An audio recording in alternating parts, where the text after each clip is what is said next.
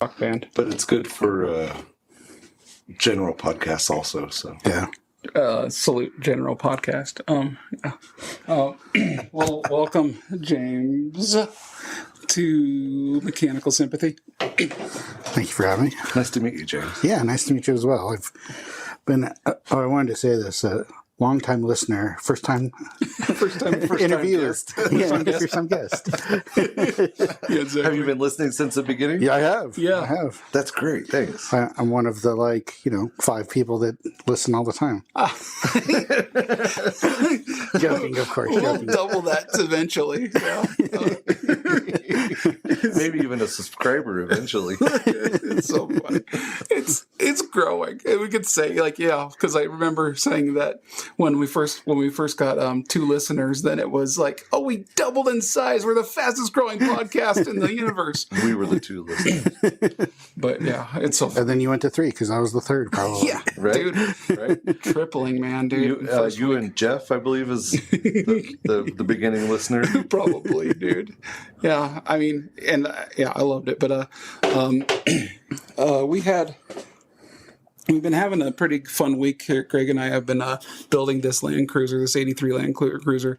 It's so exciting because Greg finally laid down the paint on the roof, which is huge because paint is... Getting it painted is the end result. Yeah, it's all the icing All on we the have to cake. do is put it back together after it's painted and send it home. Heck yeah, then I'll be assembly time and mechanical stuff. Yes, you're right. The boring stuff. It's exciting time. This is exciting. After welding in a bunch of patches and everything else like that, it's just kind of awesome. Do you paint the roof in a fun way? Do you suspend yourself from the ceiling and I wish I could do fly the Mission over? Impossible thing. That would be so great. I would just spray the coat and then just wait and hang out there. and then do the next hang one? out. Maybe take a nap or something. Well, it's only 15 minutes.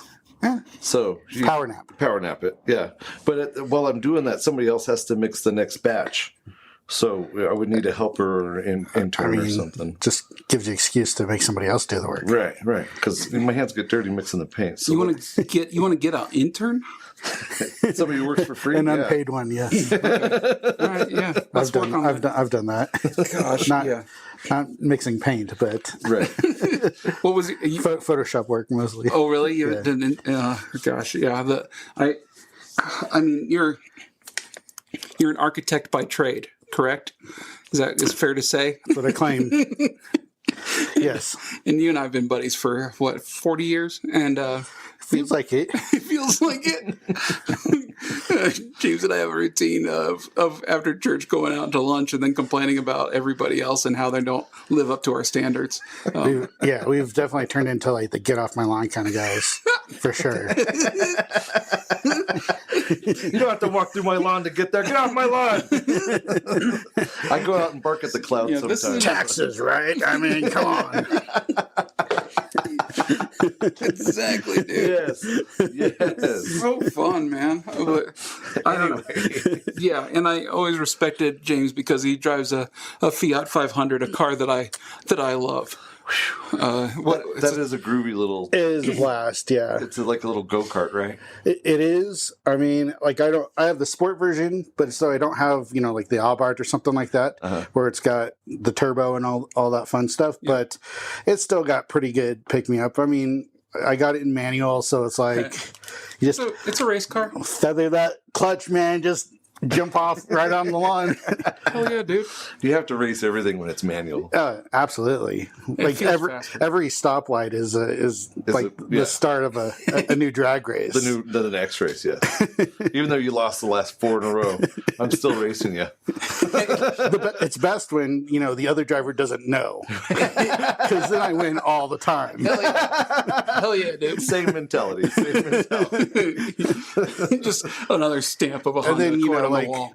when I'm next to a car that's gonna easily beat me, so some just Corvette or something like that, and it's Yeah. like I'm not gonna even try. I'm gonna let you take this one. Don't worry. I'm going to accelerate, but not like I usually do. Yeah, let the baby have his bottle. You go ahead. I'll hang back. Yeah, exactly. That horrible. No, it's also a bit of nostalgia for me. Yeah. I mean, part of it is, I know, like, we'll get into it maybe a little bit later, but yeah, I spent a good chunk of time in Italy. I studied abroad there in like '07. What was her name? Oh, The broad that you studied. Sorry. Old I man don't joke. want. Get off my lawn. I don't want to kiss and tell. You're right. That's Yeah, polite. sorry. That's polite. No, but yeah, so I studied out there in Turin, Italy. I Dang, was, buddy. yeah, it's great. It's, You know that's a foreign country. it right? is. I do. You have Yeah. to have a passport to get there. Yeah. I mean, not really, but I mean, they won't let you back into the country, but Okay. Deal. but no. So yeah, we were out there 2007. Like it's like super nostalgic for me because the Fiat 500 or the Cinquecento, as they like to say, is came out on July. It got re-released, like the new retro version of it. Okay. Got re-released on July 4th, Really? 2007. What? Because I was there. We were, a bunch of Americans, like at a bar, like eating hamburgers and celebrating our independence in a foreign country. Right, as you should. As we should.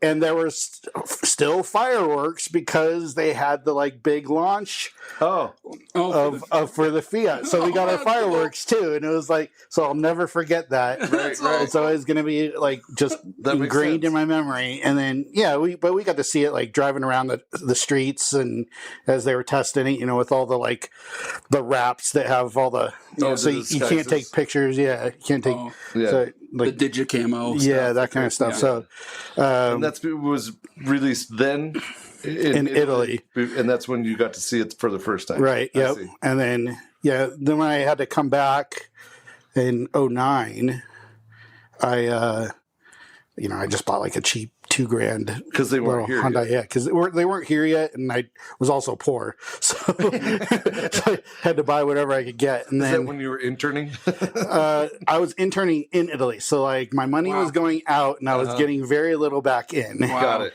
I was like bartending at night to like just keep Keep afloat. Yeah, like pay some rent and Wow, dude. all that kind of stuff. But yeah, so then when my car like died in 2012, the like $2,000 car I bought when I came back, it just like blew like a head gasket or something like that, and Just just probably a Subaru. no, Freaking Subarus. if it was, I would tell Alan because I'm sure he would love it. Yeah, I would. Because But it was a Hyundai. it was an old Hyundai accent.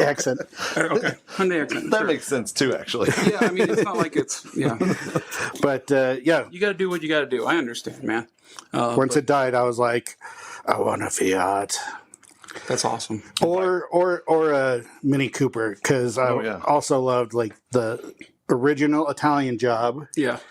which is Yeah. Hell yeah. filmed and based in Turin, which is Oh. where I lived. So like, I love watching the movie because it's like, ooh, I've been there. Ooh, I've been there. Even more nostalgic. Yeah, even more nostalgic. So Remember that building that they drive the minis up on top of the building? Yeah, he was showing me pictures from his latest trip that like he goes, yeah, so like is where they did it. there's two buildings they drove on the roof. So there's Okay. there's the Lingotto building, which is the old Fiat factory, it has the test track on the roof. Dude.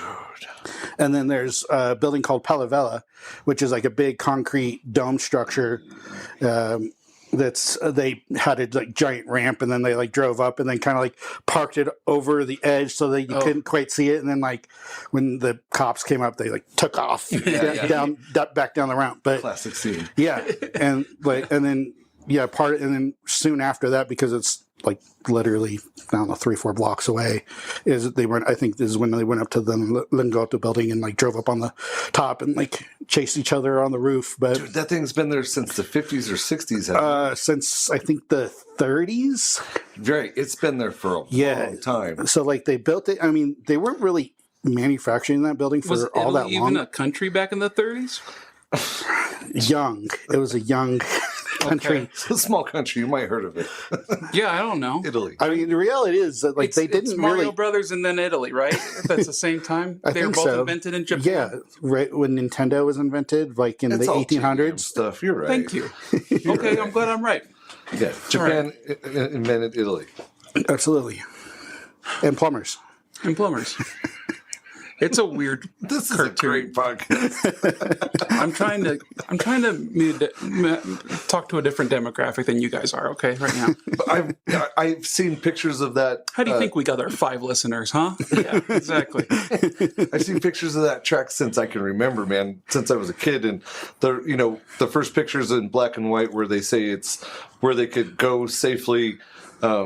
Do continuous 24-hour tests on vehicles and stuff like that, because Italy isn't really a place that you can drive around nonstop. So they built the track on top of their own warehouse or Yeah, I mean, it was plant. it's a great building. So like, there's a really famous architect called Le Corbusier who wrote a book called Towards a New Architecture, and it was pre-war, but after post-industrial revolution. So it was all a lot of the living machine, like efficiency and international style and all this stuff. And, like Ford had just recently kind of put together the assembly line and all that kind of stuff. So like they decided to double wages and 8 hours a day. Yeah.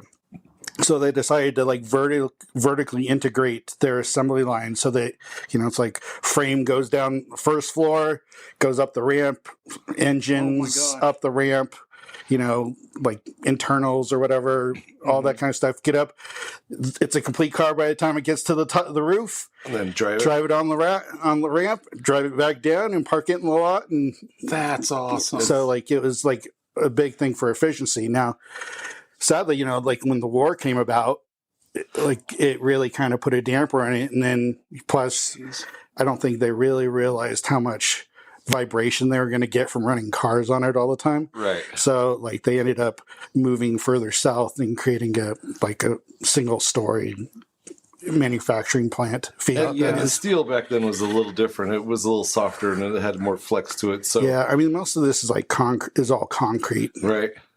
So it had, but it's steel core, isn't there? You can't just have it's reinforced, pure concrete. Yeah, so still, that's a lot of stress to ask a building to take. Yeah, for sure. I mean, that building But what a great idea! Does Fiat still own the building? What is it today? I mean, I don't know if they still do. Kind of oval shaped building. It's really more like a giant long rectilinear shaped building that just has an oval shape on the top, an oval racetrack on the top, with really heavily banked turns too. Yeah, because some of them are out over the edge, aren't they?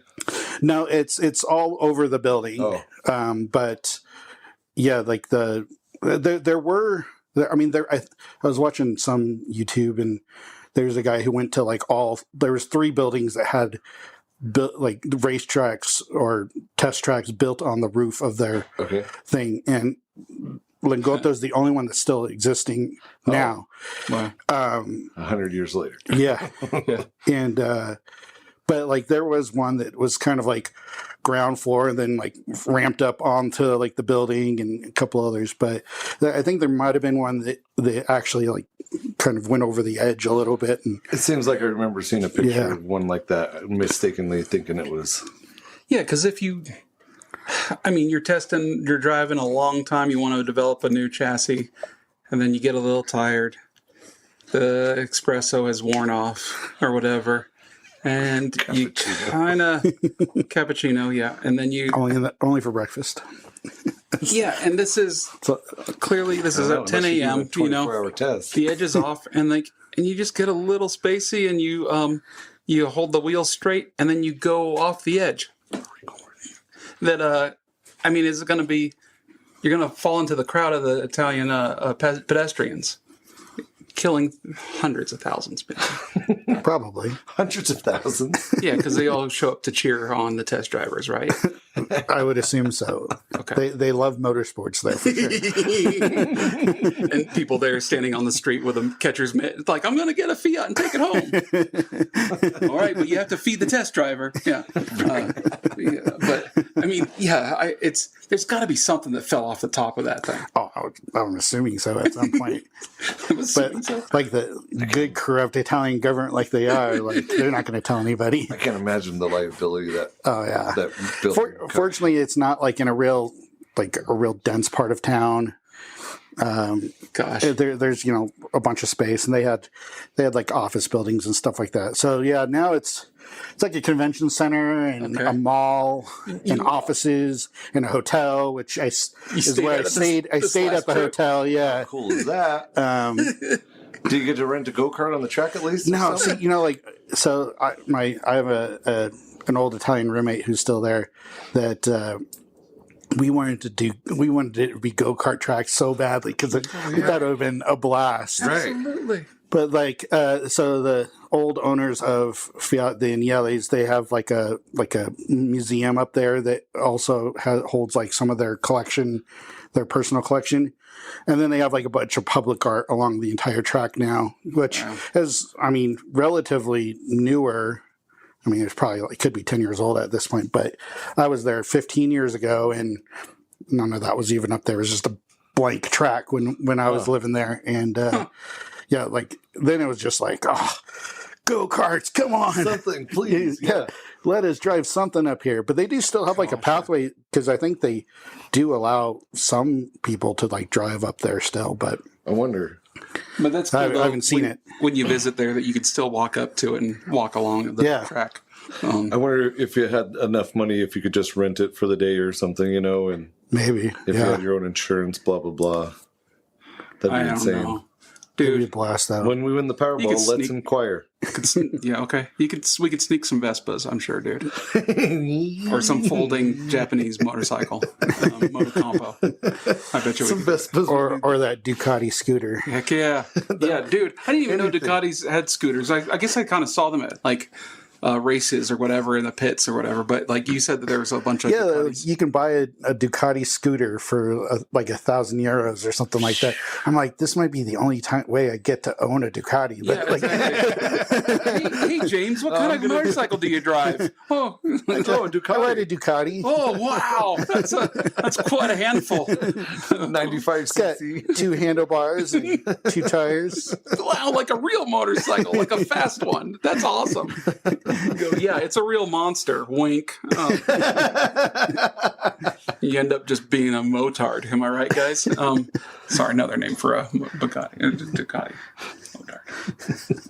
Fade out slowly and walk away. So you're. I know you're not like the car guy, but that you appreciate design at least, right? Yeah. I like them pretty. Well, as an engineer, you have some kind of mechanical sympathy, right? Yeah, I have enough that I could probably destroy a car. Ooh, there we go. Slowly but surely, or very fast if you want. Yeah, especially with your penchant for Italian vehicles. So yeah, that makes it easier. My fix it again, Tony. Yeah. Okay, I mirror your love for Fiats. I was dating a woman who had a incredibly reliable, almost new Toyota Highlander, the perfect vehicle for a mom, and had 4 doors, all-wheel drive, reliable as heck, silver, nothing nothing crazy at all ever, and then I'm like going, hey, let's sell it and get something impractical. And we got a Fiat 500 convertible for the old top one. They do get like a bit of a bad rap, but like honestly, I've had mine since 2012. Yeah. And sure, like when I do have to do repairs on it, okay, it could be a little bit pricey, but the reality is, like, I haven't spent that much money on it, and it's been really good. Like, I was always surprised at that too. Yeah, hers was crazy reliable, and then I had like one electrical thing that was like the latch for the trunk, and that was it. And then kept the dome light on, and then ran the battery down. So there was some cascaded a little bit with that issue, but it was just the latch, and it was like, okay, great. I loved it. I was so happy about that thing, and it was easy and cheap and easy to park. Yeah. Oh yeah. I live in downtown Denver, so it's like it's fantastic to park. Yeah, I can fit it in some of the tightest spots, and it's just like it's great. And I think I'm not generally a fast driver around town, but every time every single time, maybe with the exception of twice, James and I have gone to lunch after church, and he's beaten me there because he doesn't slow down for turns. Why should you? And I accelerate through turns. Hell yeah. Yes. When in doubt, throttle out. We said that earlier. Yeah, and I respect your mayhem on the streets. It's very good. But He downplays it, James. Yeah, I mean, downplays like, if I could go fast all the time, I would. Me too. hell yeah. it. Me too. Like, it's funny because, you know, I like driving, but I also hate driving. But I like it because if I can go somewhere with like a windy road, Uninhibited. and just kind of like test how good I am, Yeah. like so. Nothing wrong with that. Yeah, but I also hate it because like mostly dealing with other people on the road because like it's such a pain to like. I mean, just the traffic coming out here from downtown. It was just like, Dude, that's a headache. oh man, like it's just stop go. and go. Just yeah, go. like everybody, you know, like people leave. Some people are kind of close. I mean, we're not going that fast, so like keep it close. You can but- have a car length. Yeah, and they have like 4 car lengths. Like, dude, like just close up the gap. Just You got go. like 20 people cutting in front of you because you keep leaving a huge amount of space. So Just go. So you drive like as fast as possible to get it over with sooner. Yeah. Absolutely. There you go. Yeah. Problem solved. I'm not in my car to enjoy my car. I'm in my car to go somewhere else. Yeah. To be in a different place. Yeah. I grew up in Las Vegas, so like we'd go out to southern Utah quite a bit because we have friends that live out there. What was that, St. George or something? St. George, yeah, exactly. So like the drive from Vegas to St. George, it's like 2.5 hours, but there's a section of it going through like the Virgin River carved a canyon through there. Okay. And like, it's the best, man. Like I used to have a Mitsubishi 3000 GT. Yeah. Oh, yeah. And like I held 100 through there. Like Yeah.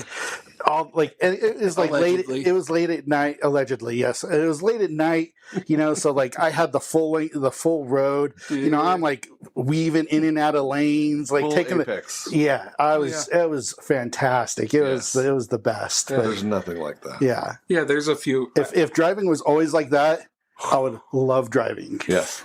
I would But- do it for a living. Yeah. Dude, I mean, it's still out there. The roads work. Like during COVID, Denver was really fun to drive through. It was. Oh, man. It And you're like going, absolutely was. okay, these roads start to make sense when there's nobody on them. Okay. And, When it was COVID, I was like, this is what it was like when I was a teenager. yeah. Yeah. Be able to empty streets and flying through. It's like, I can't wait for the next Yeah, 'cause- pandemic, man. It'll be so great. Hopefully I have a fast car in time. Quit it out. It'll be so good. No, but I'm just saying, we still have the same roads, and now there's like 10 times the population. And Yeah. Yeah. trying to get anywhere, there's no flowing. There's no flow Yeah. to it at all. Yeah. And you get the guys like us who want to go rapidly, and then the people who have no fucks. who Most people have like no clue where they're going. Like And before they're- you get in your car, at least know where you're going and how you're going to get there. And some of them are so afraid of the curb and so afraid of what's beside them. They Oh, don't that's know another- how wide so, or like, small you their know, car is. Downtown has a ton of like smaller streets, and there's parking on both sides. Yeah. Everybody drives in the middle of the road. Mm-hmm. And it's like there's enough room for 2 cars to pass each other. Yeah. But they're so They afraid. don't know where they're. So then like they'll stop before, you know, the parked cars to like let one person through. I'm like, oh my gosh, like there's enough room for both of us to fit. You just like Yeah. Yeah, but you're driving your lubed up Fiat, and you can squeeze through anything. Dude, I so come just on, man. I just imagine when Not it me was and my Ford truck. the 50s and 60s when they had giant boats and everybody's driving those same roads downtown. There used to be bigger cars through this area all the time. And people must have had better spatial awareness back then. Like, I guess because so. I mean, like just riding in cars in Italy, like they get close. Yeah, They get sure. close to each other. Like, I'm sure. The roads are small there. yeah, real small. So it's, I think I drove way more aggressively when I was in smaller cars, though. I think I do too, actually. Okay. Because it's like you can apex the turn a little bit more. You can, Maneuver a little quicker. yeah, you can carry your momentum through the sharper turns and stuff like that. Yeah. I've never been honked at more in my life than when I owned a Miata. More. Yeah, more flipped off and everything. Because also I couldn't run away from them. But, Yeah, my little red Civic wasn't quick, but I got a lot of. yeah, for sure. And it turned me into such a jerk. Yeah, exactly. Because you're like, oh, all of a sudden I have this lithe robot suit I can go anywhere with. This car that you wear. Until you bottom out. Yeah, probably. Gosh, but holy cow, it was full fun. Fast cars, slow car fast is so much better than fast car slow. It pains me to see a real fast car go slow, man. It's like, it's some guy driving, like, I don't know, like some McLaren or whatever. Yeah, right. And then going like 10 under. I'm like, oh my God, you're killing the car. Yeah, you're wasting its purpose and killing it. Yeah. Yeah, if you had like an early 90s or whatever, or you had a Murcielago or had the single clutch kind of supercars things and Ferrari F1 transmissions, that you would toast them in bumper to bumper traffic. Oh yeah. You could really ruin the car. Set them on fire. Yeah, and you're designed for speed. You have to get going. You have to get running. They're designed to. Yeah. And if you can stand it, I mean, you can avoid all this stuff if you are okay with driving at 2 a.m., around town. It's getting more and more crowded. That guy in California drives the Porsche at 2 a.m.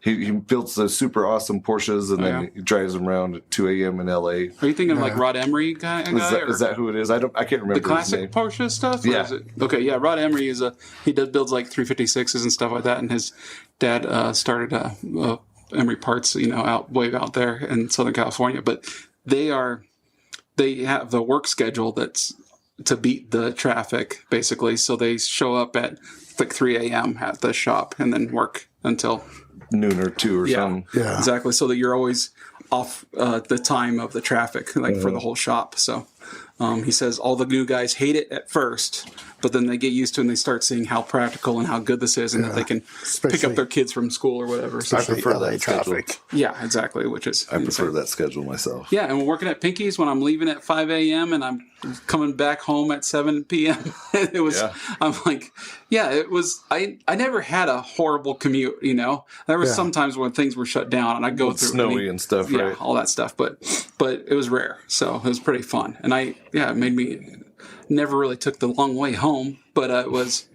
But man, I tell you what, sometimes you get on the foothills of Colorado here, and you can interlace some of these back roads to go north to south and avoid, Denver and traffic and everything. Avoid I-25, Yeah, exactly. And you better make sure that your sway bar bushings are intact, because it's like I'm going to wail through these roads as fast as I possibly can. I love going up 287 to get up to Longmont and Greeley and stuff. Oh, yeah. That's a great way to go. Yeah, just avoid the town of Morrison, because they're horrible traffic cops. Yeah. Oh my gosh. I always have to deal with Morrison like around Red Rocks concert or something like that, and it's even worse. They are the most non-tolerant police force, it seems like. Yeah, I was knew the judge's first name, at that traffic court. Yeah, it was rough. It was like, hey, they're not allowed to be on 470 anymore. What's that? They're not allowed to be on 470 anymore. They were never the Morrison cops. They're never jurisdictionally easy for you to say. Allowed to be there in the first place. And they pulled over a lawyer or somebody. This is the story. They pulled over a lawyer, and he's like, "Technically, you can't give me a ticket here. This isn't your jurisdiction. It's the state trooper or something. I'm assuming. It's state patrol there, or Jefferson County, I believe. Probably, hopefully, I hope that. But I haven't seen any Morrison cops pull over anybody on 470 for quite a while. I just know it sucks that, like, if you're coming out of Red Rocks out of like a concert or something like that, which is bad enough as it is. Yeah. I mean, Red Rocks is an amazing venue, but like the traffic in and out of it is terrible. But if you come out that one way that puts you out like through town, oh man, like. Yeah, you can't mess up. You can't do anything, So. Anyways, what is it, going 20 back miles to an hour through there, 25? The Toyota Highlander, probably the safest car in the world, right? And I think that nobody could be offended by a Toyota Highlander. My Aunt Sam told me last night she's. But there can only be one. What? There can only be one? Yeah. Highlander. Well, Toyota Highlander. Oh. Yeah, you got me into that one. Haha. Love you, James. Guess got the jokester. How does it feel? that going from that what a point I was making earlier was that it went from that to a not a dangerous car, but a passion-filled car, I suppose, more of an Italian purse, basically, of a car. It's also the only way I'll probably get to say I drive an Italian car as well. So. Well, yeah, I know. One day we'll get you into an Alfa Giulia. Just so. like the Ducati. I got it. Yeah, exactly. It's like I drive the brands, right? It's just the cheaper versions of it. I can afford it. Yeah, exactly. Yeah. But yeah, and we were even talking the other day too, like about just design in general and how I just think that I don't know if it's that there's less interesting cars. I mean, maybe they're getting more interesting now.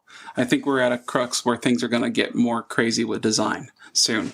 But for the longest time, it was very, very boring, and there were little blips of beauty that popped out here and there, but not very much. And those cars that were controversial at all, but widely regarded as beautiful, weren't big sellers.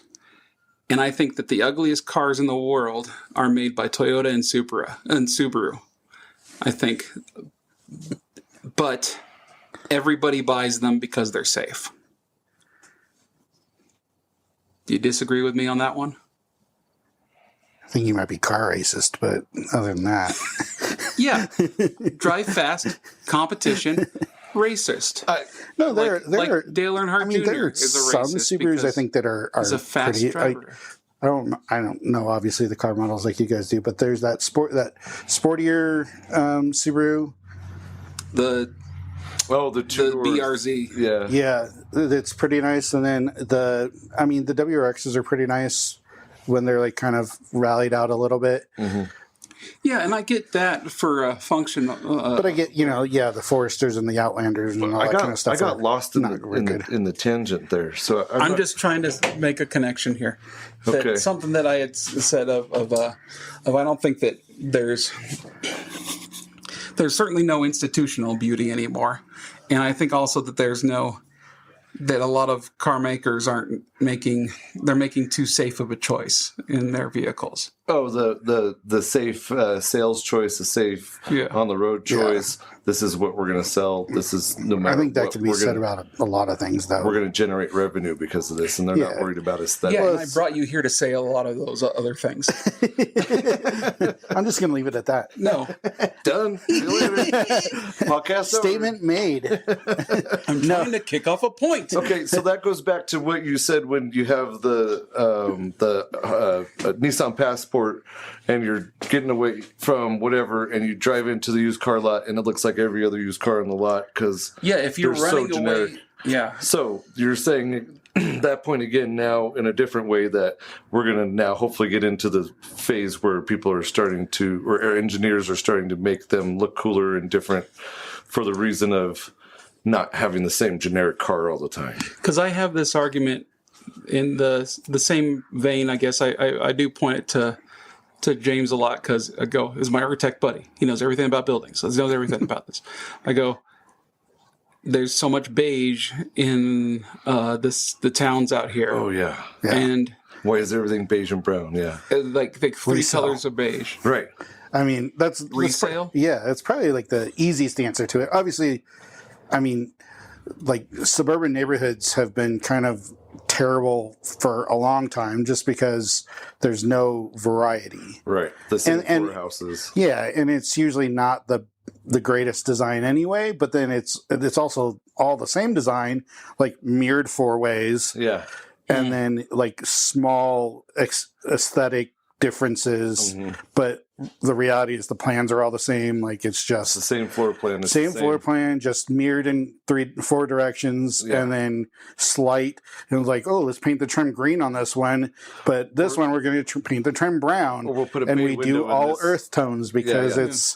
it's easy resale value, and like Because I remember, like with my friends in high school or junior high, like Jason and Andy both had the same rooms, but they were on opposite corners of their house. I'm like, going, oh yeah. He goes, oh, you put your shoes in this closet. I mean, I do too. You.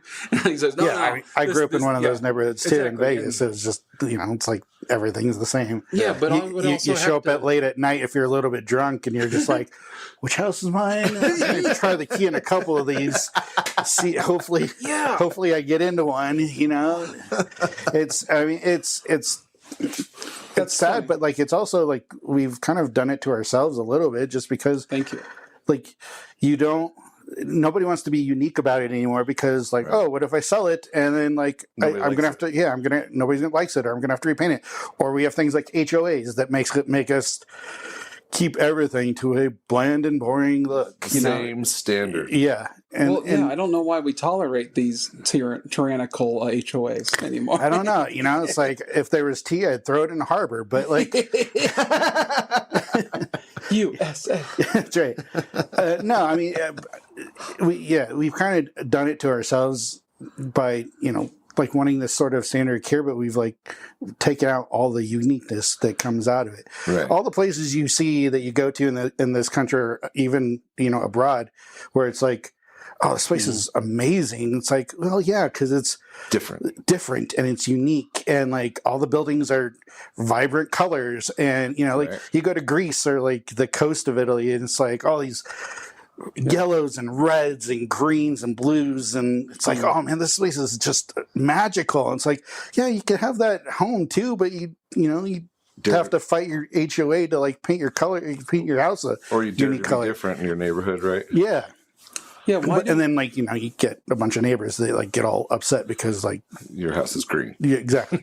I know. And I understand that happening in a neighborhood where there's like 200 homes, and you get 200 homes, and there are 50 of each style in that neighborhood, painted 4 different colors of beige. And that multiplies that. So now you have a little variety, but it's by the thousands and thousands and thousands. If you go east of 470, east of I-25 here, there's nothing but beige, the same beige rectangles everywhere. I mean, It seems like part of it's also mass production as well, too. Right, It's mass like production. you got I was just going to say the last 10, 15 years, everything's gone up. And we still have don't have enough inventory for houses for people to like go buy. Right. So it's like we need to build more and build them faster. And when they're all the same, it's pretty easy. It's easy we to hate it stamp too, them out. because like some architect gets paid for one plan and they build 1,000 houses off of it. Like And they only get paid once. Exactly. Yeah, we're not doing all that. We don't really enjoy it all that much either. But Right. Yeah. I mean, and like, Let us do what we know. yeah, exactly. In like a and we can shape- customize it and make it like something that you want. And customizing, yeah. Yeah, Like, how much can you get away with in like a Shea home or whatever? If someone comes up to you and say, "Hey," usually it's finishes. Like that's the only thing you really get to like choose. You Like can't choose your layout at all. I mean, like they usually give you like 6 or something, like like whatever model homes they have. You have like 4 to 6 probably But you styles. can't do nothing within those 6 options. I mean, you can't like say, "Well, I'd like to have an island here." And Typically, no. Oh. Yeah, I mean, islands maybe, yeah. Like cabinets and interior finishes are easy to kind of swap out, and if you want to pay more for the granite countertop, you can pay more for that. But you can't change the layout. Plan and like typically no, because like they start pouring those slabs. Oh yeah, and it's just they'll do a whole row of them in a week. We went out to eat or something a little while ago, and saying to each other, wouldn't it be cool just to have a gigantic internal garage in the house so that we get rid of the living room? The garage door opens. It looks like a 1-car garage, but it's actually a 15-car garage because it takes up the whole first floor of the house. Yes. Can you get away with that, or is that illegal? Yeah, I mean, Probably could. Probably could. Yeah. Okay. I mean, Yes. there are townhomes that the entire first floor is a garage. It's only a 2-car garage. Yeah. But it's You live above the garage. yeah, you live above the garage, so it's. I don't know why it wouldn't be possible. Okay. I I've just lived in one of want those to. before. Can we get an elevator for the basement garage Yeah, absolutely. for the cars? Oh yeah, I mean it's going to cost you, but Okay. yeah, absolutely. Yeah, but come Because on. I want a basement. Yeah, but once we double the listenership on this podcast, We're getting whatever we want, right? yeah, we each get our own giant secret garage at Bat Caves. Did I really want my own back cave. Who does not want a back Come on. Everybody wants a back cave. I have a hole in the ground. There's bats in it. It's a bat cave. But I want the back cave with Jarvis running it. Oh, okay. So Iron Man, Batman hybrid. I mean, Yeah. I'm pretty sure Batman's whatever program he's running, whatever is running his supercomputers, Oh, probably pretty good. okay. I don't know. I just like talking to Jarvis. That's all. Okay, yeah. We can give it a British accent if you like. All right, that's good too. I'm happy that I'm happy. Yeah, it starts with Siri. I got the New Zealand accent on my phone. So Yeah, Okay, there you go. I think you just like the accent. That's so funny. I'm a simple guy. My AI is so smart; it's got an accent. How exotic. It probably has glasses too, because that's what makes it smart. That's so funny.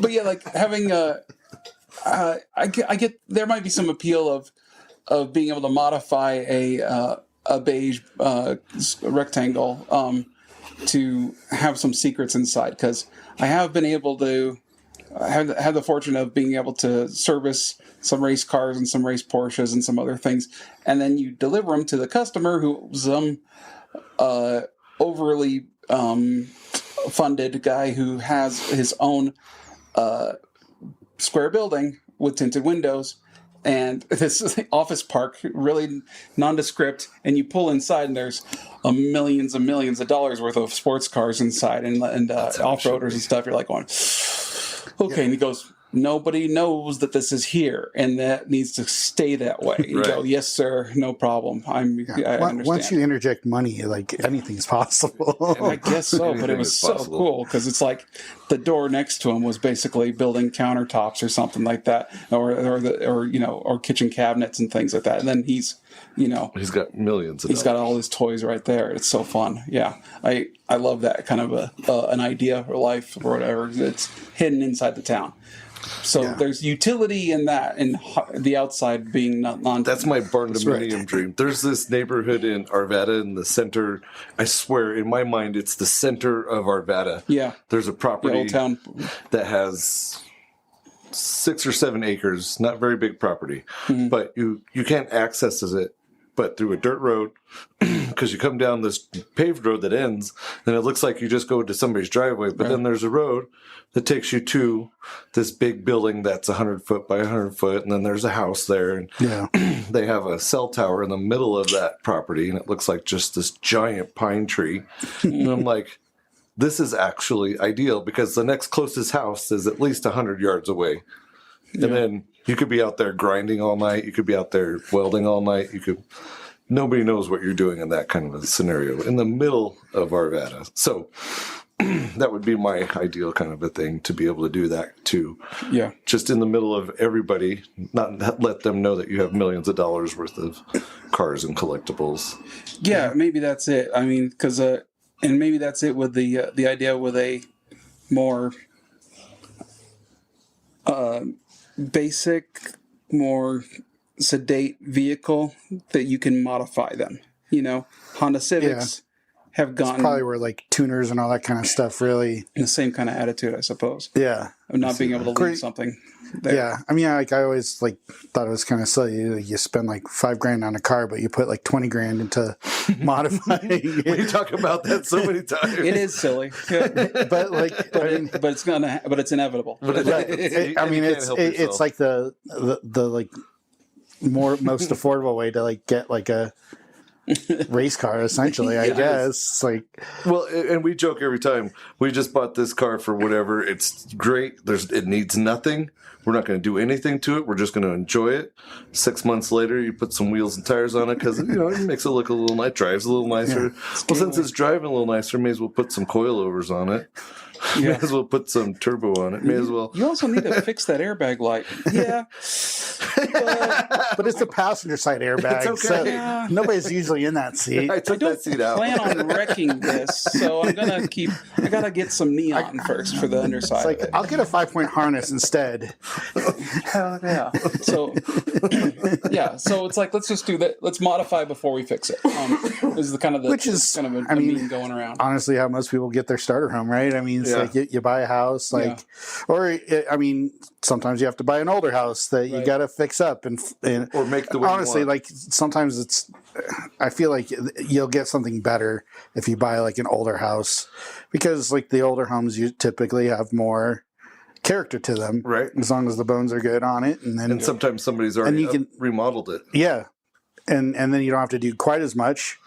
Granted, like a ton of people, like flip houses nowadays, so then you kind of get stuck with whatever they thought was going to be a good idea. But at least if you or a cheap remodel or a shady remodel. My grandpa used to do major home interior remodels because he couldn't do exterior remodels in Southern California anymore. One of my grandpas did. I have 2 grandpas. Jealous. He rare. So he was doing some really amazing stuff, finding things from junkyards, and like it was kind of funny because we didn't really know what he did. But then like one of us went to the job site, with him, and he's in his 70s at this point, and maybe he's in his 80s actually at this point, and and he's building some wooden angel thing that's in the middle of this house. We were like, oh my gosh. He goes, I found this, and it was, I don't know if it was off of a shipwreck or what, but it was amazing and lit up, and you're like going, geez, Grandpa has some style. What the heck? That's amazing.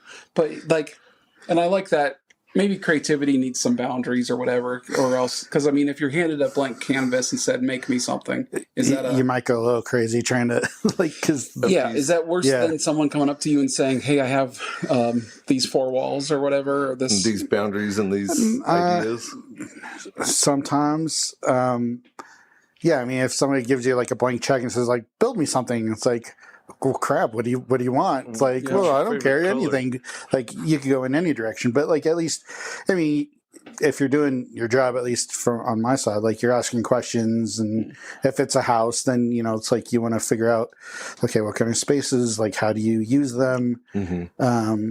What is your end goal? Yeah. Like, adjacencies, kind of like, it's like, do you spend a lot of time in the kitchen? Do you spend a lot of time in the living room? Do you spend a lot of time in the garage? Like, what are going to be the important spaces for you? We want to make sure that those are in the spots that are going to be most useful or like even easy to access. Like we don't, of course, nowadays everything's just one giant room, the great room, like kitchen, living room, entry, all of it's in one room. That's what I want.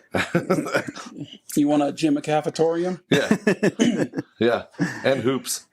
Well, that's it too. Like, and I've had that argument with my mom, because she loves a lot of the Catholic art, and the churches and stuff. And none of our churches are grand, it feels like, anymore. And a lot of the Protestantism of, like, you don't build an object or a golden calf, basically, to ornate things to ourselves. And I think that's some of the resistance but there's also like a lot of churches have, ours is fine. It's great. It's a reused space, but it's like, it used to be, our church used to be a roller skating rink, which is kind of cool. So it's all wooden floors, those old Denver roller skating rink, and it's like, and that's kind of cool. It's repurposed. That makes me sad that the skating rink closed. You can still roller skate there. There's plenty of room. It's awesome. But maybe not during service, but is it DJ? But bring your skates, Sunday morning, just in case. Just in case a session breaks out. There's some in the like the lobby. Some of the rentals are still there. They have a box, there's like a box, with some of the old rental skates still there. So after service is over, can we skate? Hell yeah. Let's do it. Heck yes. Because That's the only way I'm going to your church. Right, deal. If that's all it takes, heck yeah, dude. I'm buying you some speed skates, man. It's empty and we can skate. Let's do it. Yeah. Might want to have a fire retardant suit just in case. Oh, it'll be totally retarded. We'll have a good skate session, but like, there's a lot of things that, like, the first probably 10 churches I've been in, or kicked out of, or back into, was they're basically gymnasiums with folding chairs set up. There's no windows in most of them. There's no grand design. It's like a casino. We don't want you to leave. Yeah. No windows. No clocks. Piped in sound. And just and maybe that's sad. I don't know if it's good or bad. Any opinions? I mean, it's hard to say.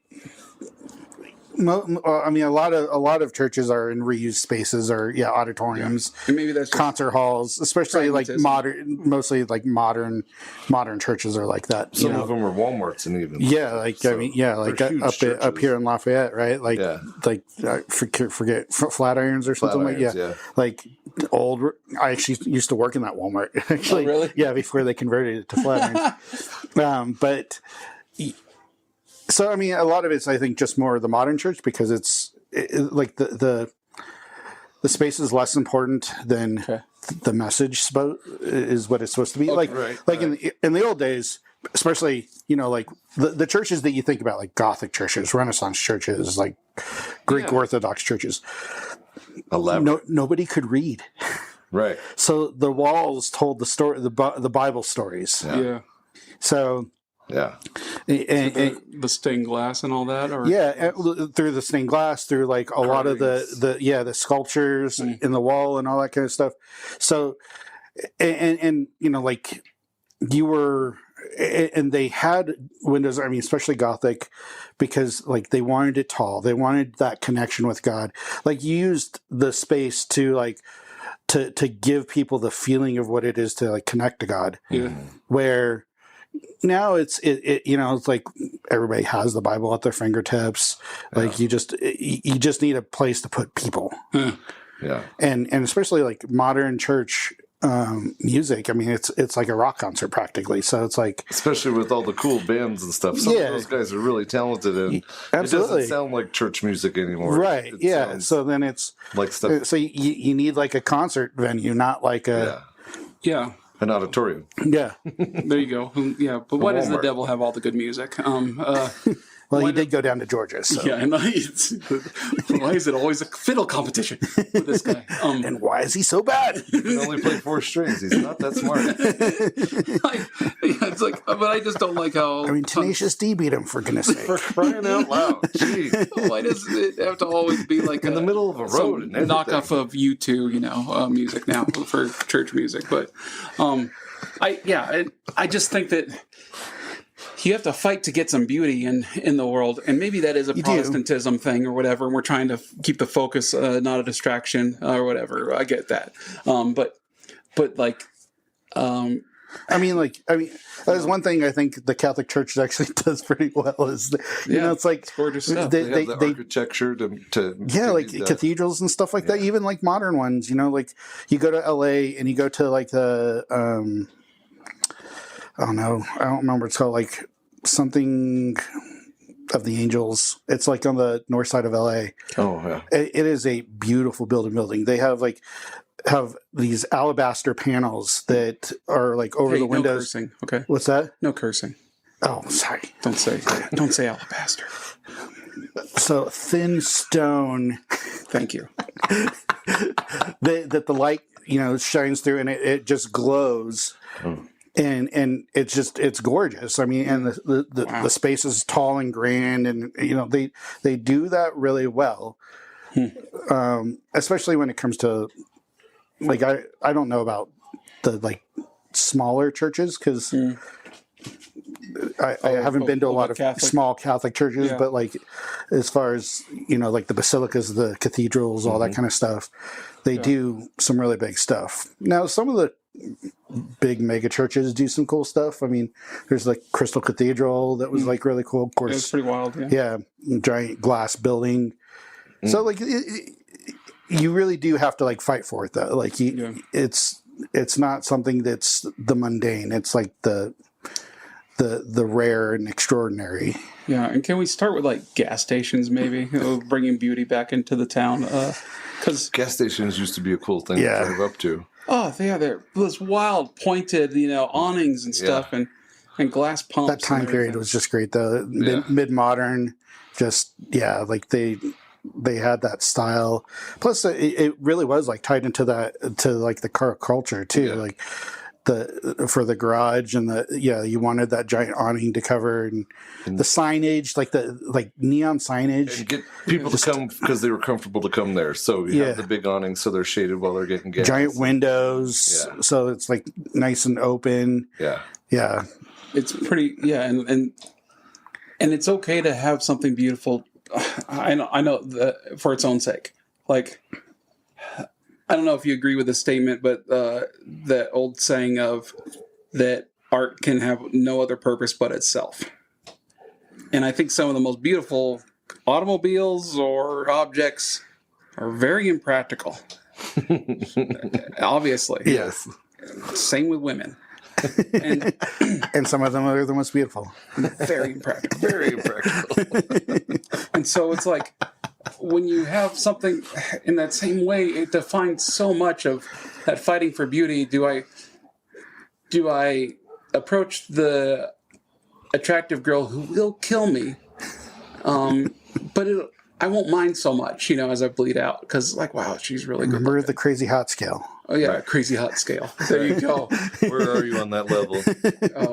And then, or do you go, this is going to be practical. She's not going to burn down the house. She's a great cook. There is like one of the articles that is in this book that I just gave you that the readers can't see, but what is the book called? the listeners can't see, I guess. The Millimedia of Ideas. You'd say it better than I have. The 1,000 miles of ideas. Really? Okay, cool. So the car, like the old race, the 1,000 miles. The car in the contemporary culture. Yeah, so I got this at the Automotive Museum of Turin. Great museum if you ever in Turin, listeners. But no, there was an article in there that actually talked about art quite often is defined as just like useless but beautiful. Right. But Remind you of anyone? Architecture and automobiles, specifically those two, which is fun that we're talking about cars and buildings now. Yeah. Wouldn't necessarily be considered art, but there is like a beauty that is involved with that, especially because it's like the place you inhabit. It's the place that you both inhabit stationary, like a house, and inhabit like in motion, like in a car. And there's actually another article that talked about how like what's the like future of the interiors of cars, because as they become more autonomous, you have less to do. Now you're creating like just mobile living rooms, and so like what kind of comforts are you going to have in there? But like there's like a beauty that has to go along with that, or not just like a visible, not just a useful functionality, but a beauty to go with it. Right. Which to me like harkens back to like modernism.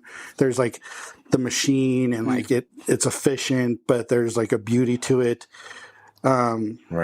Versus like now we're in a like postmodernist world where it's just all there's a little bit of a fight against that sort of sleekness, but and adding back in some ornament and stuff like that. But like some of the most beautiful cars from years ago, like were it was about like the airflow over it and how race cars are definitely like that. It's all about like how efficient, how much can you push out of it.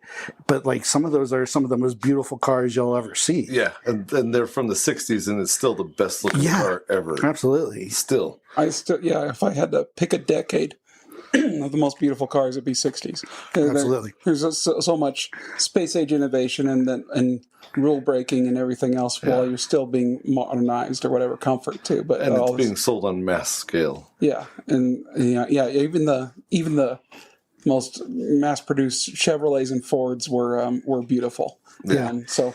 They definitely put like a lot more into their designs too. Like Sure. It was just, I don't know if it was just because of the time period, but it's like we kind of like, I wouldn't consider a lot of like 70s and 80s cars very beautiful. Like No way, dude.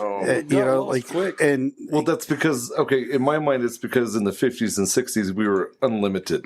The sky was the limit. We could do whatever we need. We had no regulations on as far as being efficient on anything because gas was cheap.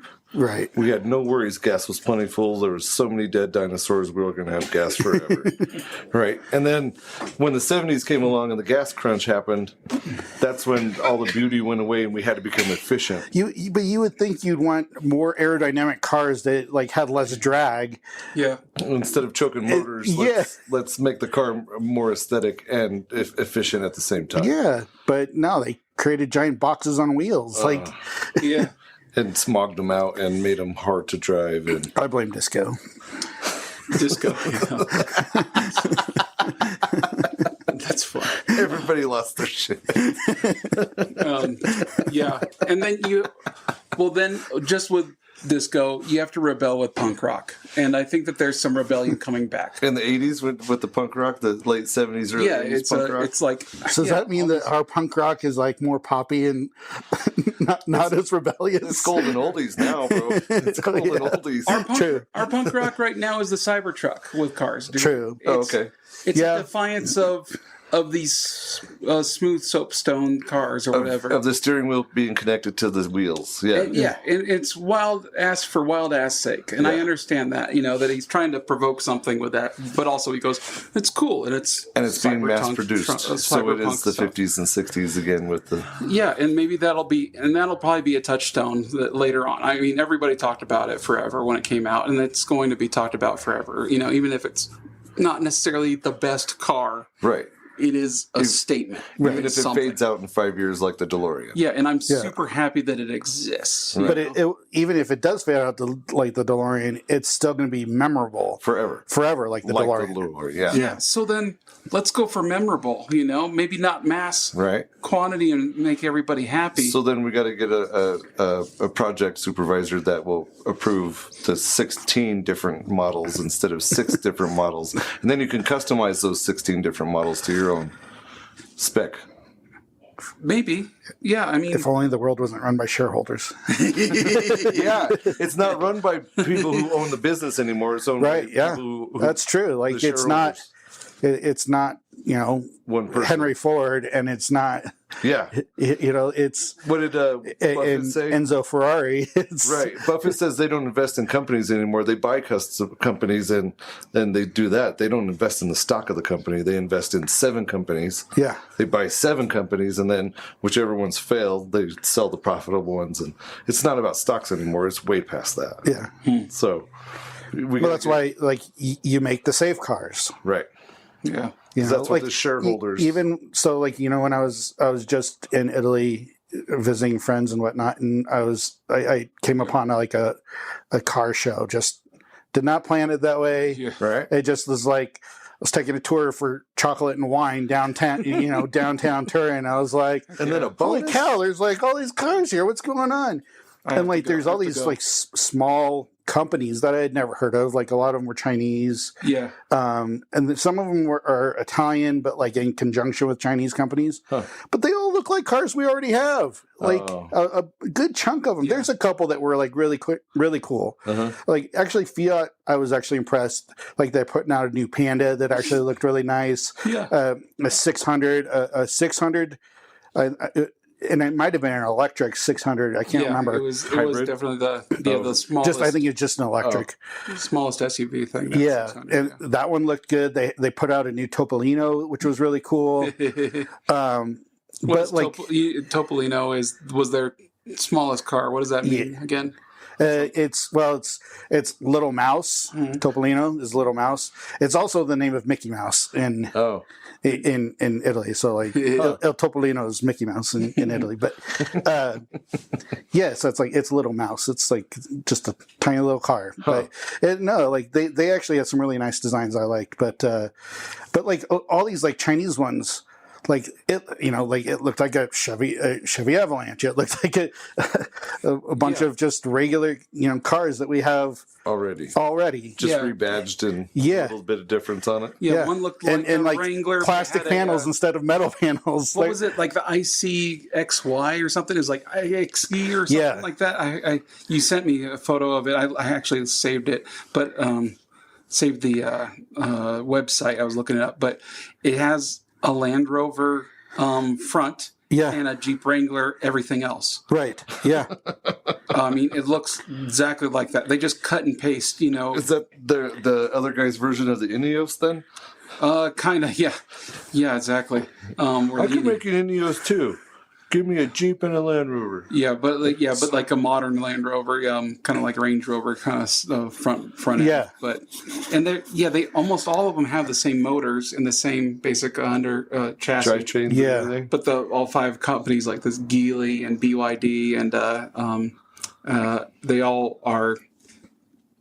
I don't know if you could tell the difference if you're blindfolded, between the. If you didn't have badges on them, you wouldn't know who made what. Yeah, I wouldn't have been able to tell. Like, I mean, of course, like I'm looking at it, I was like, oh, this looks like this car that we already have in America.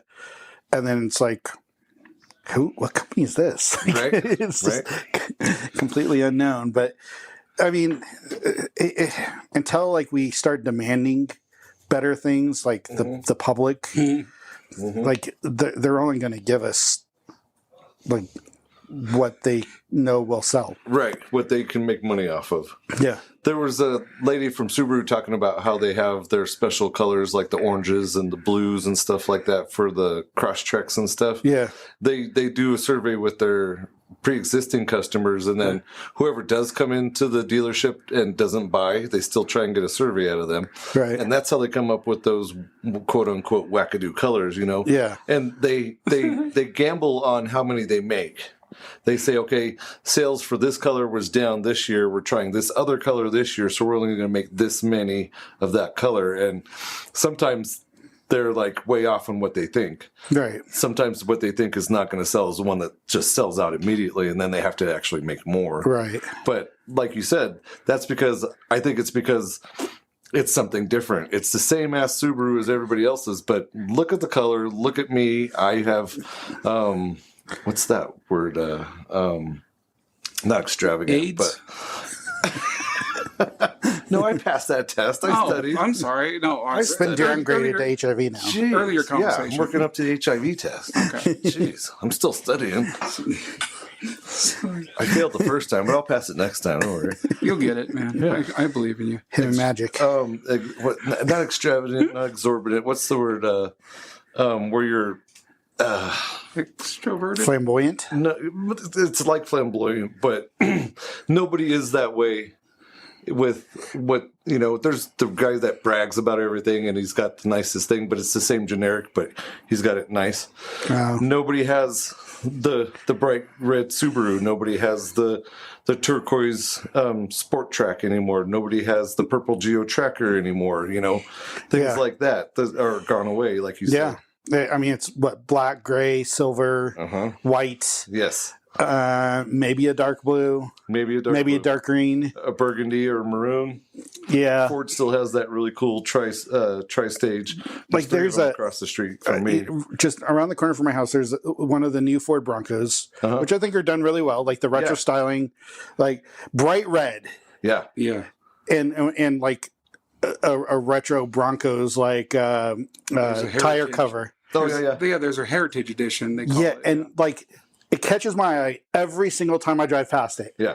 And every single time I'm like, damn, that is a beautiful car. That's how it should be. Yeah, that's how it should be. That should be all the time. Right. But not only for cars, but for everything we do. You know, What happened to keeping up with the Joneses? Yeah, Seriously, nobody does that anymore because everybody has the same cookie cutter. Oh, well, they got a new Toyota. Let's go get the new Nissan. And then the person down the street gets the new Chevy. And it's still the same 3 cars right.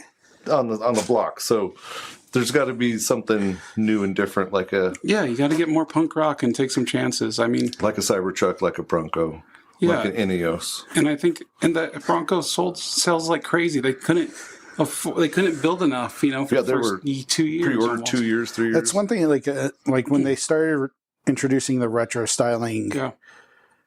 I think even though it's like a rehash, but because it's all modernized. Yeah. I think almost everybody did like a really good job with most of them. I can't really think of one that didn't do well, but like the Mustang retros, what's that? PT Cruiser. Yeah, PT Cruiser. Okay, yeah. Okay. That also had to do with what was under the hood. Yeah.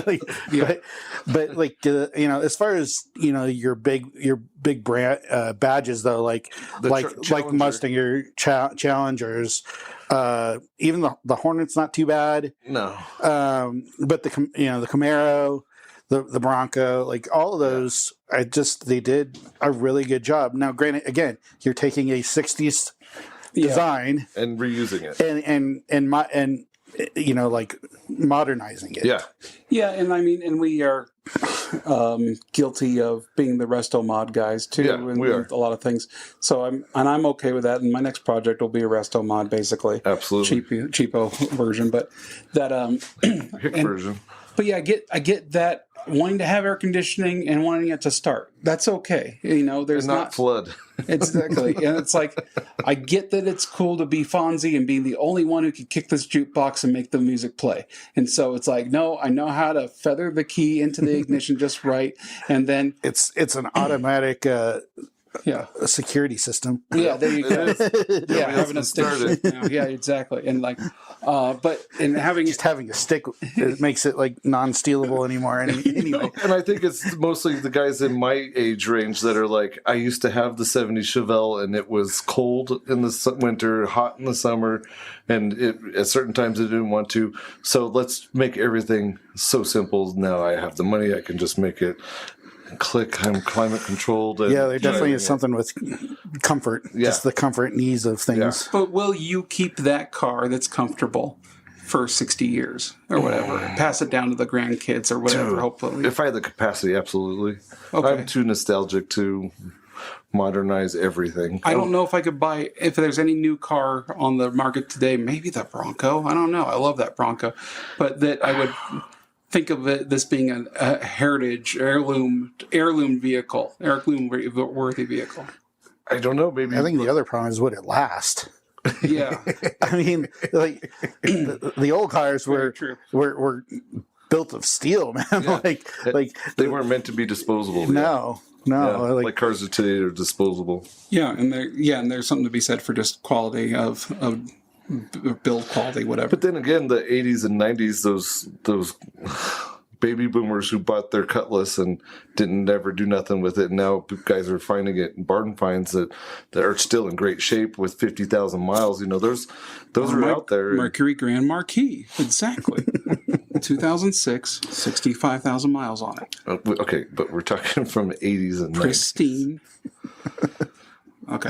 Those cars, if you didn't take care of them, they would have crumbled because the throttle body injection was junk. Maybe they are crumbled and they still drive fine. And if you drove that car for 10 years, the throttle body gave out on it, Yeah. So if you want a car from today to last the next 60 years, you're going to have to take care of it and keep it in climate controlled area and stuff like that. And maybe that it will be figured out more, and the technology will be more hidden or it will be more styled, because Holly has done a lot to make that easier by buying a lot of companies.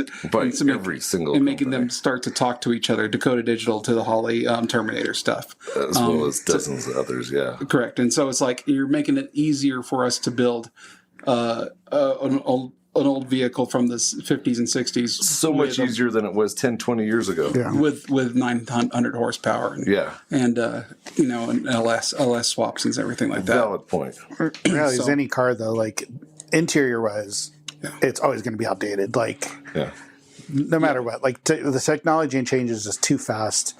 Yeah, it's always going to be outdated. But like, what about the Cybertruck? Mm-hmm. Like, will it still have software to run, hardware to run? Well, yeah, that's another issue. But like, I mean, it's a stainless steel body, so it shouldn't rust. It should last a long time. Hydrofoil aluminum frame. I'm surprised Elon hasn't launched one into space yet. You know, like, he launched his Roadster. I mean, so it's like, and that made it through. Like the solar system. It's through the Kuiper Belt now. I believe. Yeah, right. So it's that's good mileage. I don't think he's had to say what you will, man. There's a few, that's some good mileage. He's got 1 million miles on a charge, man. That's 10 light years. Oh, for sure, dude. And but like having that thing, Tesla's like 70,000 miles an hour. Teslas will have like 500,000 miles on them. You can get a Model S with a lot of mileage on them. And it's like, would I avoid buying a used Tesla with 500,000 miles on it versus like an ICE car with 500,000 miles on it? I don't. If they were given the two options, one back to back, I probably would take the electric car with 500,000 miles on it. Wouldn't it be easier to change out electric motors and a battery than? Yeah, but also you have less impacts of just the propulsion process, and you don't have oil changes and other things like that. So it's just but you have brakes and tires that wear out. And but generally they don't last 400,000 and they're heavier, miles, so they might be changed by that time. I don't know, man. But sure, but I mean, just on a basic level of that versus a Honda Accord with 500,000 miles, I probably would take the Tesla. I'm taking the Honda Accord. Okay. Because I don't know that much about electronics. So I'll stick with what I know. I gotcha. If you can give me another 25, 30 years to live happily, healthy, and mentally capacitated, then I might learn how to use the electric vehicles and pick the electric vehicle. There's like a bit of a learning curve to it, man. Like I was at, I think I was in Phoenix, and I was like, I had I could choose whatever from the lot for a rental car kind of thing, fun. Nice. And it's like, I love that when happens. And I was just like they had the Polestar. Uh-huh. And I was like, I know nothing about electric cars. How to operate it, right? Yeah, how do I operate it? Where's the charging port? Yeah. Like, what's the range? How can I use it? Is there like a specific plug I need to use? Mm-hmm. Because we haven't standardized a lot of that stuff yet, too. As far as I know, there's 3 or 5 different. Yeah, ones. something like that. So I'm just like I'll just go with the gas car because I didn't want to have to go through the learning curve. Right. Yeah, it's tough. But we'll get there. It'll be homogenized pretty quick. I think, next 5 years. A lot of them are switching over to the Tesla charging port because it's just there's so many of them. Yeah, because it works. Whoever's the most popular, I think, is going to get the stability on that. Whatever VHS and Betamax, right? Yeah, exactly. And Tesla, Elon's done a pretty good job with putting in charging stations, in remote places and stuff. Yeah. Do you think it's easier though, or do you think it's hard? I guess another subject, or maybe it's on the same subject, but do you think it's something that an object that you would hold on to longer if it's easy? Do you not fall in love with something if it's easy? Like the Highlander is easy and it does everything. You might keep it for 300,000 miles, but I don't know if you ever love it. Versus sometimes it's these little Italian things that are quirky as heck. Or is it it's a slugfest? The ugly woman that you want to be your wife, right? I mean, as the song goes, she's a good person. Want to be happy for the rest of you. Exactly. My dad loves that song, and also you just learn to love it, right? Yeah, exactly. And Dad, Dad gets so in trouble when he sings that song in the car with Mom in the passenger seat. He's singing that song along, giggling, and Mom's mad already when that song comes on. He goes, I must be so unhappy. And then she goes, but I can cook. And he goes, yeah, you can cook, but you're too pretty for me to be happy. She goes, and there's no winning. And it's so funny to watch that from like the back that seat. TikTok where they're like, if you could have $1 million to kiss the prettiest girl in the world, which one would you do? Like, I'd take $1 million. Like, No, you're supposed to say kiss. You're supposed to say I'm the prettiest girl, but you're not. Like, and that's okay. It's okay. I'm still here. Like, but if I took the $1 million, we'd have $1 million. I kiss Elizabeth Hurley, and then we go buy a house. Come on. Yeah, exactly. Duh. I know, that's so funny. But Except for she can't kiss another dude. Sorry. I wonder if there's like any Double kind of standard. There you go. Right? I wonder if there's any a sexist would say, but yeah, if there's any kind of So would I. if there has to be some compromise or something that's a heavy quirk to make it lovable. If it has to have some flaws or something else that doesn't meet the standard to make it kind of.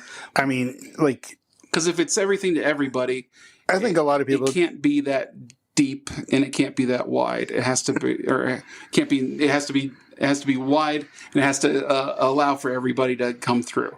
Versus if you want to make it awesome and something to be talked about, it has to be a very narrow path that this design can accommodate, I guess. Yeah, I mean, I feel like everybody kind of like Lamborghini Countachs aren't for everybody. yeah, like you have to have like the range. Like, so, like, you know, for me in an architecture firm, we do a bunch of crappy jobs to maybe get like the one really good job that's like really sexy, right? Mm-hmm. You know, like the car companies, they put out like one or two models that are like really beautiful, but then they have like 6 or 7 that are just standard, but are way more affordable. You know, like your cookie cutter cars. Yeah. So it's like you have to try to find that balance between the two, between the beauty and the economy, I guess. Right. Because beautiful is sadly more expensive. Well, and a lot of times it's you're taking a gamble on what several people are interpreting as beautiful, whereas the rest of everything else might not see it as beautiful. So true. Again, it's the safe sale. Aesthetics are also like, I mean, sure, everybody, like, beauty's in the eye of the beholder kind of thing, but there are a lot of things you could do that there's just like an accepted beauty standard. Yeah. Like, I mean, and you can figure those things out pretty easily. Okay. You know, like being symmetrical, being like Proportional. Yeah, proportional, having curvy lines, you know, like being voluptuous, bulbous, your favorite words. Proper. Bulbous. See, I do listen. This is so funny. Make me blush. But yeah. But having proper accents to the what you're trying to do in the room, right? If the room is supposed to be well lit, you're going to have the area angled correctly so that the sunlight gets in. And Right. Yeah. I mean, the proper accents in that room to have that. To me, like, yeah, like being responsible, like environmentally, so that you're using the sunlight and so you're not wasting so much energy and all this other stuff. That's all part of like good design, but like part of what makes building sort of boring is like we're always we're doing the same things like every single time, and so then it's just becomes mundane. You know, I gotcha. Getting back to like the whole like uniqueness and variety and eclecticism, like really is what Eclectic, that's the word. Eclectic. There you go. Oh, good. What a relief that is, huh? Jeez. I was going to think about that all night. Eclectic. Oh, man. There's not as many eclectic people in the world, it seems to me. Because where is that guy? You got Elon.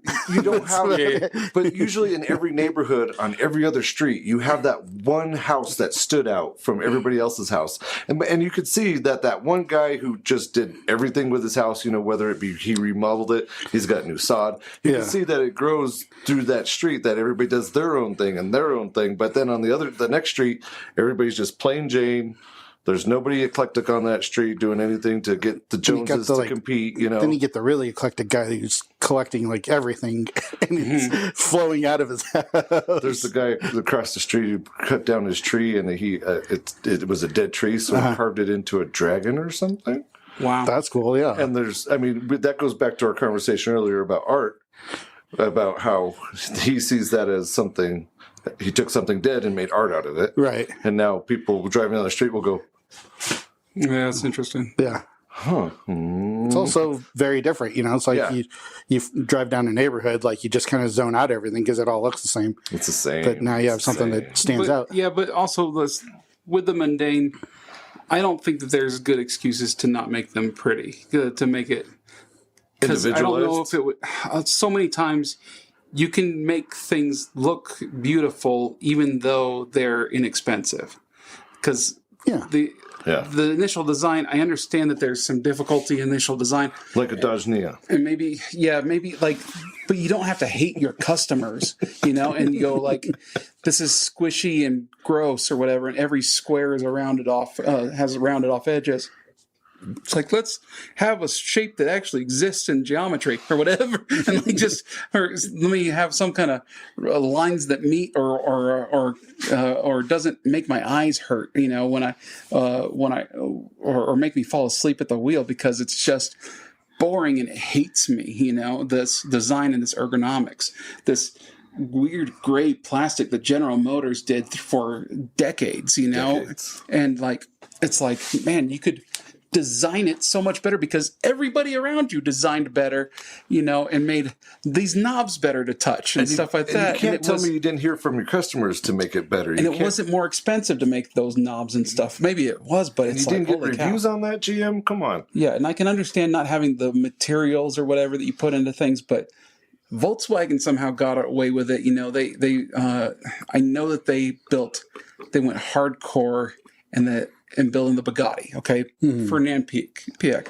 he's insane, okay? And he built the Bugatti, and then the switchgear from the expensive cars, the Bugatti, the Phaeton, and everything else bled down into the Golf and into the Jetta. So you had some really good feeling touch buttons and switchgear in those cars. It was pretty amazing. And this nice blue light that came out from the dashboard, it was really attractive. It wasn't overbearing, and it was blue. And this was their base economy cars, you know? They didn't hate their customers. They had some real good design in that they made millions of those things, you know? So it's like, versus the same thing happening in the Chevy Cavalier, and you go, this is a hateful car.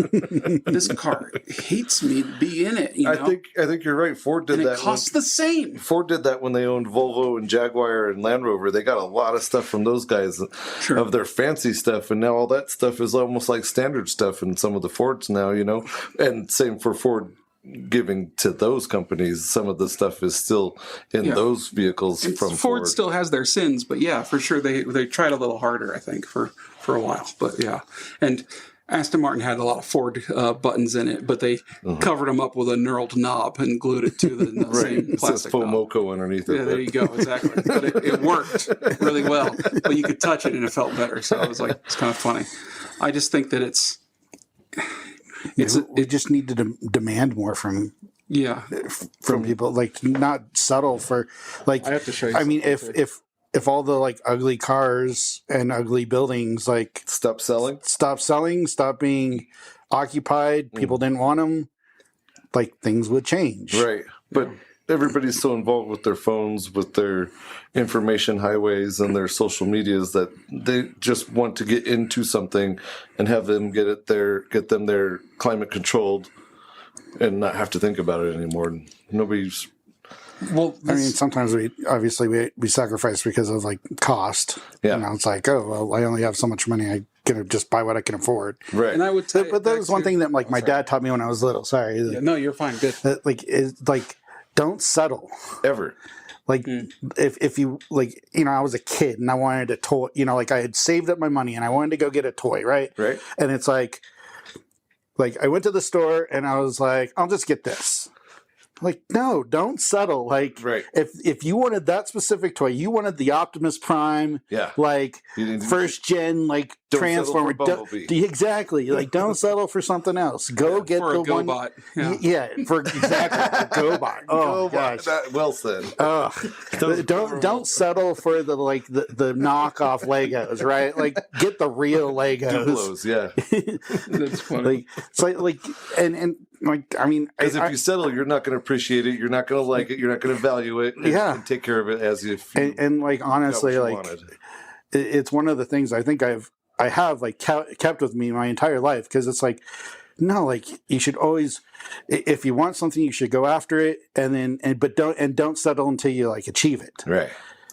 That's interesting, yeah. But that Italians, I think they didn't settle with the designs. They probably compromised a lot of engineering to get that design out right. Probably. And I think a lot of that is Vespa. Vespa makes they put the people after the war, they started building these little scooters for everybody to get mobile again. Building carts, having racks on them so you could transport things from the farm to the table, whatever you want to say, and they helped the whole country get back on its feet. Yeah. But they were also beautiful. They had some style to them. Well, it doesn't hurt that you have somebody with good taste building it in the first place. For sure. Yeah. And then they make millions of those, with some flair and those cool rock guards and all the small details and shapes and curves that went into that thing. Mud flaps so it keeps the girls dry. And it keeps your shoes from being wet while you're cruising around, and sitting upright and beautiful while you do it and having fun. Scarf flowing. Absolutely. Scarf flying in the breeze. I found a vehicle that probably embodies pragmatism, but having some beauty really well. And when I saw it, I got to show this to James. The Vespa 150 TAP anti-tank scooter. Holy shit, dude. And it's got my gosh, like bazooka gun, basically. Rocket. It's a rocket launcher through like the rock guards. It's fantastic. It's mounted on the back of the car, scooter, and goes right through the rock shield, or whatever you want to call it, the face of the Vespa, and it goes. And then it has also these tubes attached to the side that hold extra rockets. Yeah. And it was built for the French paratroopers, so they could actually jump out of the plane with a parachute attached, holding onto the scooter, basically land. Like the French were fighting. Yeah. But and then you land with this scooter, and you're supposed to detach the gun, and it has like a stand, like you unscrew it from the Vespa. But the Vespa's small enough you could just aim the Vespa, right? And technically you could fire it while driving, they said. But I'm sure it sent you backwards. Oh my God, it'll stop. Oh gosh, yeah. Yeah, if you're listening, I'll put it up on the Instagram promo for this episode. But the Vespa 150 TAP anti-tank scooter. Anti-tank scooter just sounds like that an is awesome. Just amazing. Yeah. It's such a cool little thing, and you see this pictured on this wiki page of it with a soldier riding on it in the field. But they would, it's still Vespa size, so you could take two people on it. I don't know if you could with all the stuff on it, could you? I don't know. My God, I'm sure you could. How did it not fall over like on one side? But it's still, the bearings would have to wear out immediately. But you see all these military vehicles, and they're jagged edged and ugly, and this thing still has some style, and this beautiful little mud flap or fender over the front. I mean, it's got all the same curves that the normal Vespa has, but just a lot more fencing and rockets attached to it. I like tank barrel coming out of the front. I like the rack on the front, so you can keep your rucksack there. And... We all like the rack on the front. Yeah, but that's the first time I've heard Greg say it.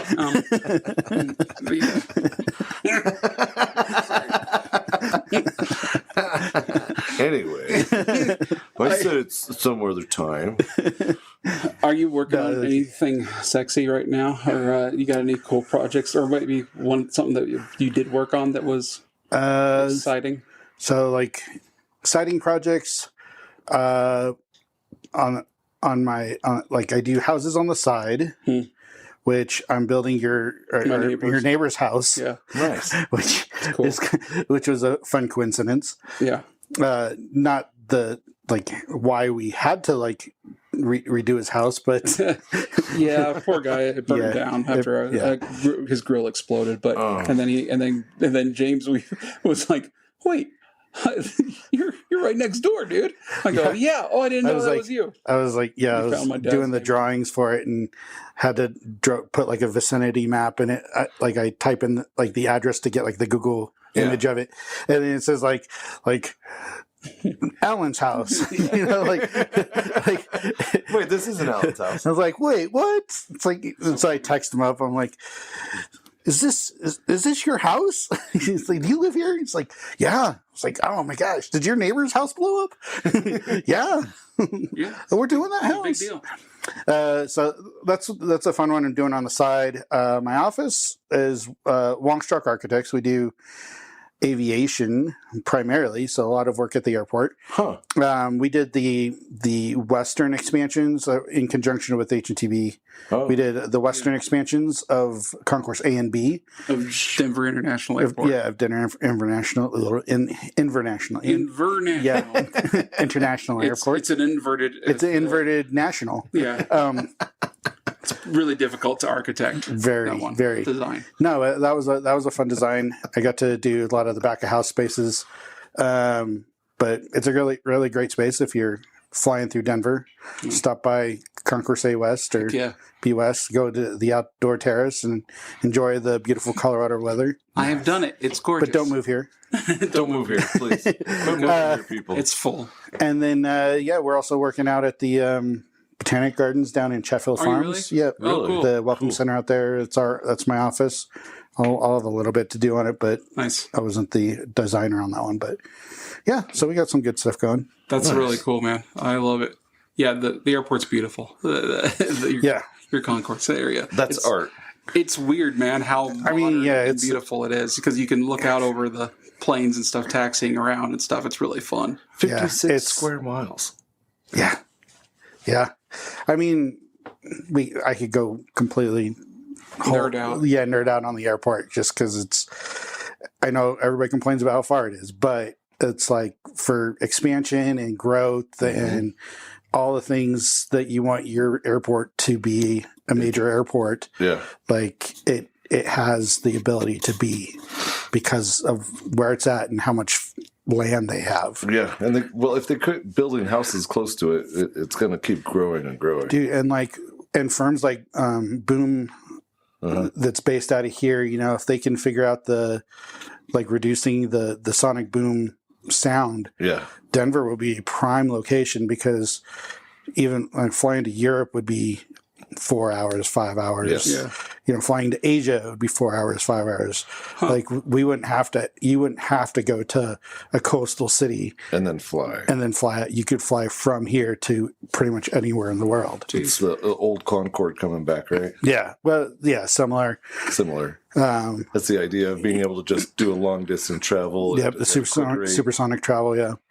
Yeah. I mean, United put in a huge order for Boom Overtures. Wouldn't that be glorious, man? That'd be so cool. But then again, we're almost getting ready to go visit space just as a novelty thing too. So I don't see us being that far off from traveling from here to Europe in 5-6 hours. Well, yeah, I mean, the next big thing would be to have travel to where you get up out of the gravitational pull enough to where you could use the rotation of Earth to actually get everywhere. Yeah, like within 3 hours. That's how I do it. That's awesome, James, dude. You're so smart, and there's a million things I want to ask you. I'll do it probably after church at lunch. But for the rest of you guys, you don't get to hear it. Thanks so much for coming, man. I really appreciate you. Thanks for having me. It's always fascinating hearing your opinions on things. Pleasure to meet you. Yeah, and what's the name of your company or your architecture firm again? Wongstruck Architects. Wongstruck Architects. And then, do you have any private stuff that you do on the side? Do you, or is that nothing that you want to promote right now? nothing that I want to promote right now, but yeah. Like Okay, we'll come back on I the do podcast. mostly like some residential on the side because we don't do that at my firm. So. Right, gotcha. Okay, cool. But we'll have you back on the podcast when the next amazing, challenging design comes up. I want to hear your opinion on For it. my barn dominium. That's right. Underground Barndominium and Batcave. Glass walled. Glass wall Batman, Batcave, Barndominium. Well, I really like your comment on the guy has the tinted glass windows next to the furniture company. Yeah. Nobody knows what's in here. I like that too. Yeah. So I want that in the middle of the city, tinted window glass, and then the basement, and I'll shut up so we can sign off. Well, no, yeah, I'm into it, dude. But I also have. We need another podcast where we talk about I want a shark tank in the basement. Flood the basement of a suburban home and Lasers attached to their just put heads. sharks in there. That's so. I'm with you. We just don't have enough time in this podcast. Laser guided sharks. Dude, I want a house with fire poles and secret like doors. Yeah. Secret rooms. No stairs, just fire poles up and down. Yeah, somehow like crazy. You straws. can have a motorized like platform that takes See? you back up the pole. I I want knew he spiral knew. I knew that he knew. staircase too. Yeah. and just have it turning or whatever. Yeah, it's power. It's an escalator. Yeah. You just keep going like this, and it spins. It's like a underneath you. treadmill. I also throw potatoes down there, and I pick them up at the bottom and They're peeled. to fry. I hire a monkey to throw barrels at me. That's a good way to end. All right, thanks, guys.